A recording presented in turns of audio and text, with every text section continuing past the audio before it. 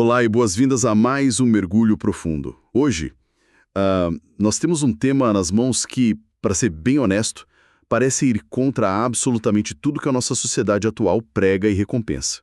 Com certeza, é um daqueles temas que incomodam, né? Exato. Incomoda porque mexe na ferida. Nós vamos explorar um texto incrivelmente provocativo escrito pelo Gevandro Barros, que é o criador do projeto chamado Vida Integral Enxuta. O título do material, por si só, já funciona como um choque de realidade.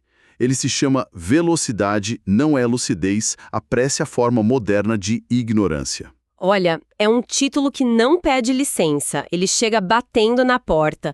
E a pertinência desse tema para o nosso cenário atual é inegável, sabe? Se a gente observar a nossa rotina, a cultura corporativa e até as nossas interações pessoais mesmo, fica muito evidente que o mundo abraçou de vez essa era do pra ontem. Tudo é para ontem. Impressionante. Sim, as respostas precisam ser instantâneas, as decisões tomadas em frações de segundo, as mudanças implementadas a jato. O que o texto argumenta com muita propriedade, digamos assim, é que essa aceleração parou de ser apenas uma demanda externa, ela se infiltrou, tornou-se o nosso sistema operacional padrão. Certo. Vamos desempacotar isso. O nosso grande objetivo com a análise de hoje é tentar entender como e por que a sociedade transformou essa pressa crônica numa espécie de distintivo de honra. E mais importante do que isso, a gente quer investigar o argumento central do autor, que é entender por que ter a capacidade de desacelerar se tornou a maior, mais rara e mais corajosa vantagem competitiva da atualidade. É uma virada de chave enorme. Totalmente, porque o texto levanta uma premissa muito forte de que a pressa virou uma identidade profissional, né? Existe no ar aquela percepção de que o indivíduo que responde o e-mail em 30 segundos ou que vive correndo pelos corredores é automaticamente a pessoa mais produtiva da equipe. O que é fascinante aqui é como o autor desconstrói essa aura de produtividade usando um conceito que ele chama de ignorância operacional. Ignorância operacional, um termo pesado. Bem pesado, mas que descreve perfeitamente o fenômeno. Quando a pressa vira a nossa única marcha, ela ataca diretamente a nossa capacidade de discernimento. Ela comprime ou até elimina aquele espaço vital que deveria existir entre o estímulo que a gente recebe e a resposta que a gente dá. Aquele respiro, né? Exato. O texto detalha que a ignorância acontece justamente porque no modo apressado as pessoas ficam cegas para o contexto. Elas param de cruzar informações, ignoram sinais óbvios de que algo vai dar errado e passam a executar as tarefas antes mesmo de estruturar o que precisa ser feito. É a famosa síndrome de sair correndo sem saber para onde ir. Sabe, para tentar visualizar isso de uma forma mais cotidiana, me vem à mente a imagem de uma pessoa numa esteira de academia. Adoro essa analogia. Imaginei uma pessoa correndo na velocidade máxima, suando em bicas, com a respiração super ofegante. Existe ali um gasto imenso de energia e muito movimento. Mas, no fim do dia, a pessoa não saiu do lugar. O texto parece apontar exatamente para essa armadilha. A ideia de que movimento e direção são coisas completamente diferentes e que viver no piloto automático tem um custo altíssimo. Essa analogia da esteira ilustra muito bem a mecânica do problema. O material descreve uma cadeia de desperdício de energia que é implacável nas organizações e na vida pessoal. Funciona mais ou menos assim. Quem nunca tem tempo para desacelerar nunca consegue estruturar nada de forma sólida. Faz sentido. E quem não estrutura o seu trabalho ou as suas ideias não consegue consolidar processos ou aprendizados. E qual é o resultado inevitável de não consolidar absolutamente nada? A pessoa passa a vida inteira recomeçando. É o famoso enxugar gelo. Perfeito, enxugar gelo. O esgotamento moderno não vem necessariamente da quantidade de trabalho bruto, mas dessa frustração terrível de correr em círculos, refazendo amanhã o que foi feito às pressas hoje, simplesmente porque faltou lucidez na primeira tentativa. Mas aí, isso imediatamente levanta uma dúvida enorme, que eu tenho certeza de que está passando pela cabeça de quem nos escuta agora. No mundo dos negócios, a narrativa é de que o mercado é implacável. A tecnologia muda a cada semana. Se uma empresa ou um profissional decide desacelerar, essa pessoa não corre o risco de ser engolida pela concorrência? O autor propõe que a gente simplesmente pare no tempo? Essa é a grande armadilha conceitual que o texto faz questão de desarmar, sabe? E essa distinção é, sem dúvida, o coração de toda a nossa análise de hoje. O autor não propõe letargia, ele estabelece uma linha divisória muito clara entre agir rápido e agir com pressa. Que parecem sinônimos, mas não são. Exatamente. Na prática, são opostos. Agir rápido exige clareza, preparo e foco. É uma ação altamente estratégica. Pense num cirurgião numa sala de emergência. Ele é rápido, extremamente rápido, mas não é apressado. Ele sabe cada movimento que está fazendo. Já agir com pressa nasce quase sempre da ansiedade, do medo e da dispersão. É uma ação reativa e desordenada. E como essa diferença entre o estratégico e o reativo se materializa no dia a dia caótico de uma empresa? Porque, assim, na teoria faz muito sentido, mas na prática a urgência parece ditar as regras do jogo. O texto traz exemplos dolorosamente comuns para ilustrar isso. Pense em quantas contratações são feitas às pressas, sem um perfil bem desenhado, apenas para preencher uma cadeira vazia porque o departamento está sobrecarregado. Meses depois, a empresa gasta o triplo do tempo lidando com problemas de desempenho e demissões. Nossa, isso é muito clássico. Muito.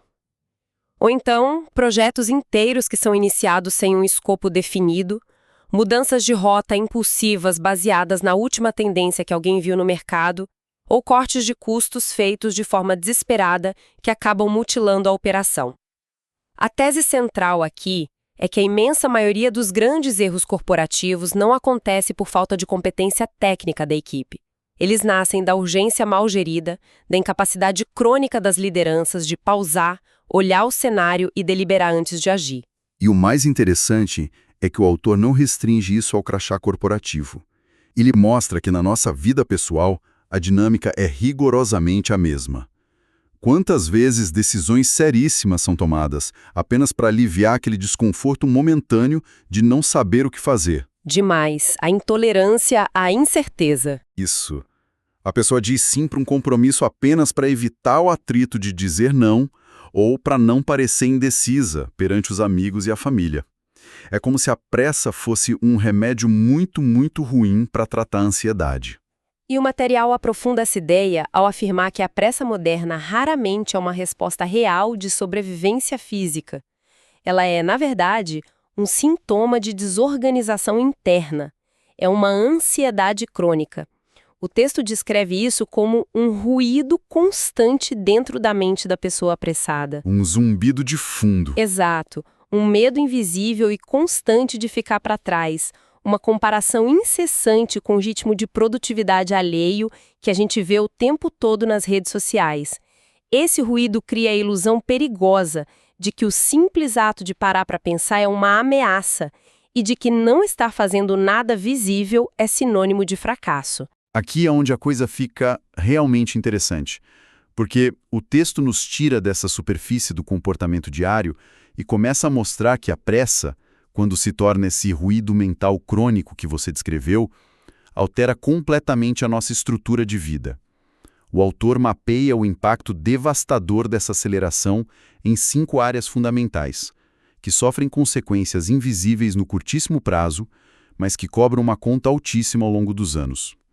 E tudo começa pela forma como fazemos escolhas. Como a pressa sabota o nosso processo de decisão. O processo decisório é a primeira grande vítima, sem dúvida.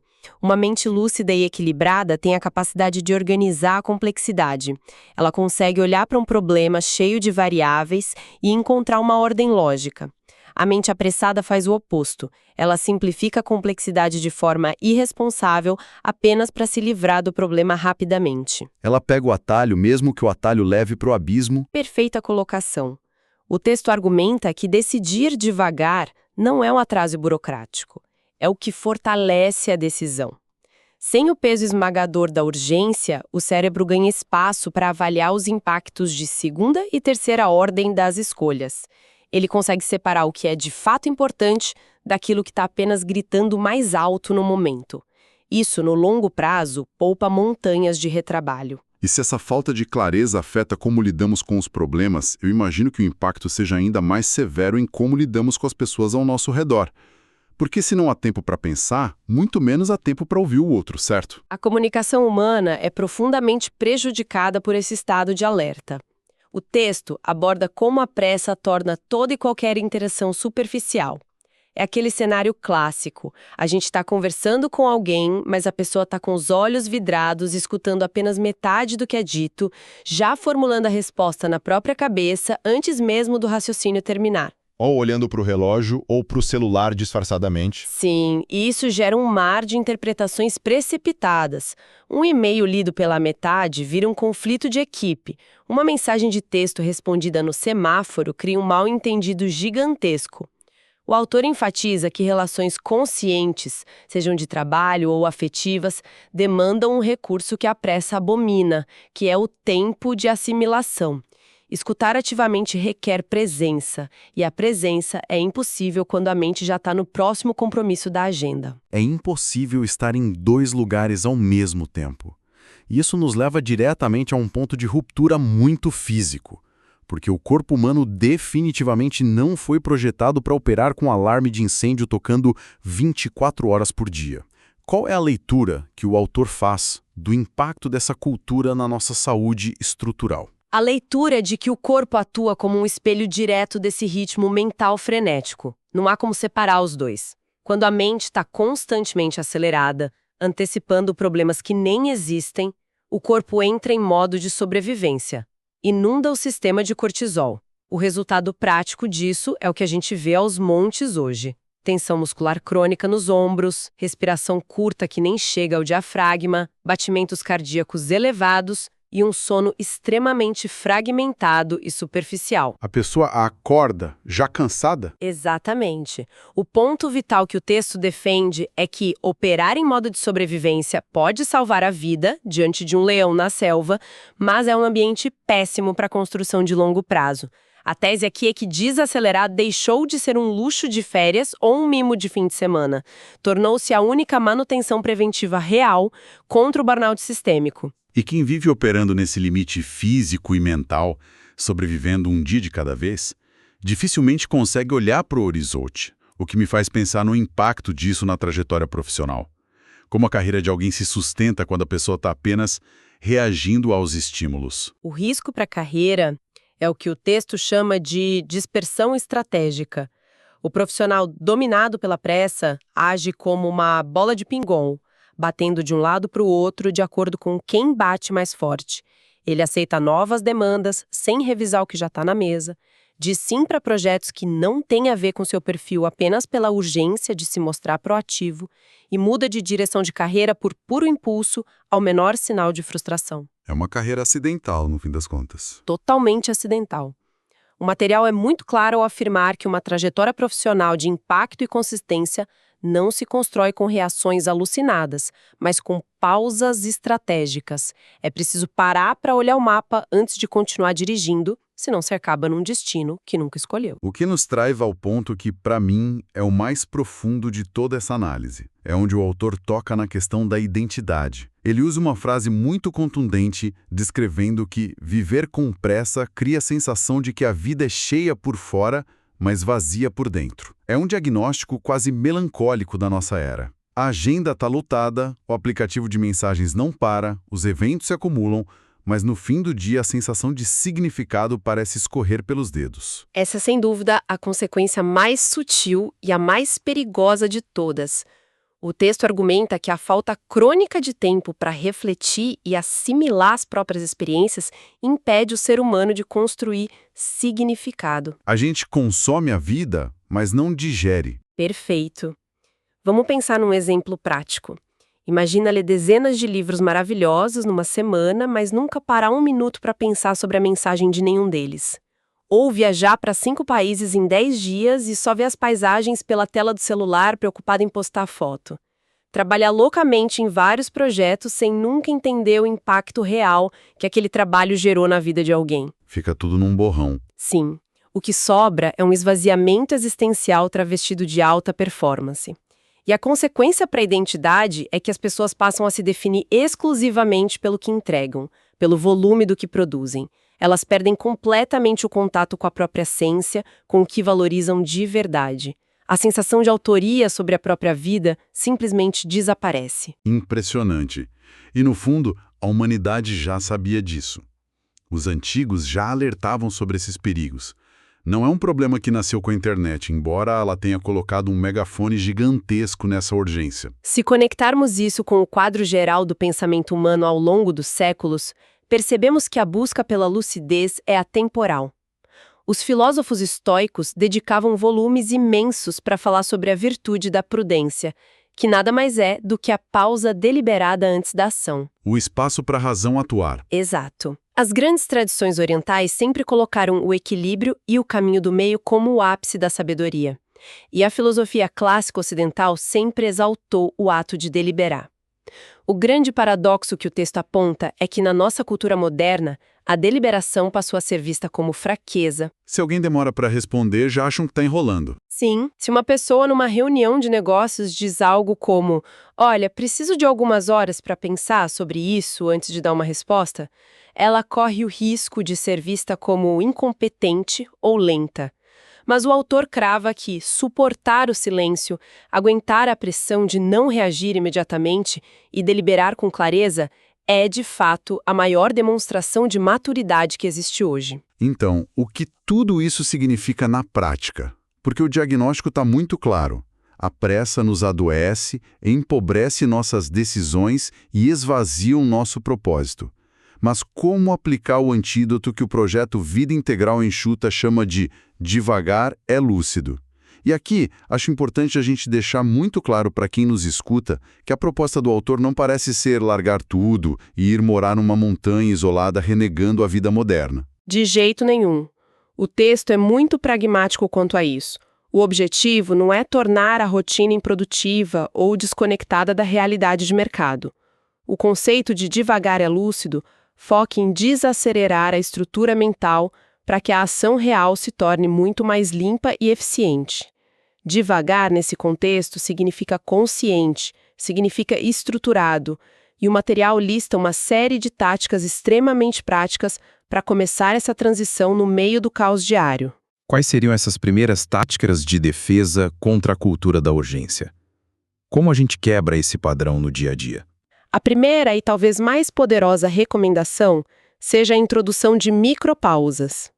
Antes de tomar uma decisão, antes de enviar uma proposta, antes de dizer sim para um novo projeto, crie um pequeno momento de suspensão. Pode ser uma caminhada de 5 minutos ou simplesmente fechar a tela do computador por um instante. Aquela respirada funda antes de clicar em enviar. Usar a própria capacidade e as prioridades reais, em vez de simplesmente jogar atividades nas brechas do calendário como se fôssemos máquinas sem limite. Isso me lembra muito a questão da comunicação digital, que talvez seja o maior gatilho dessa pressa toda. Quantas vezes a gente não vê a notificação brilhar, sente até uma pontada no estômago e dispara uma resposta na mesma hora só para limpar a caixa de entrada? E de repente essa resposta impensada gera 3 e-mails novos e uma reunião de 1 hora para resolver um problema que nem precisava existir. O texto aborda exatamente isso ao sugerir a prática da comunicação com intenção. É treinar a si mesmo para não responder por mero reflexo condicionado.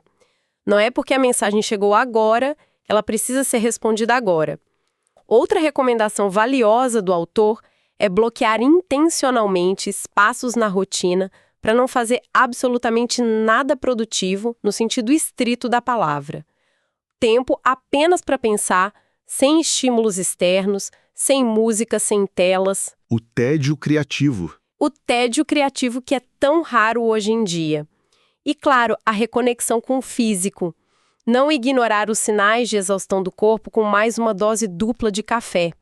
São pequenos freios de arrumação que devolvem o controle para o indivíduo. Mas há um detalhe que o autor menciona e que eu acho fundamental a gente destacar.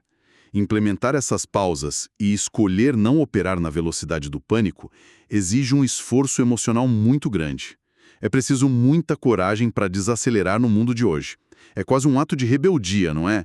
Porque a correnteza coletiva puxa o tempo todo para a glorificação da exaustão. É um ato de rebeldia pura. A coragem está em suportar o desconforto social, de parecer menos urgente que os outros. O texto fala sobre a necessidade de sustentar a pausa.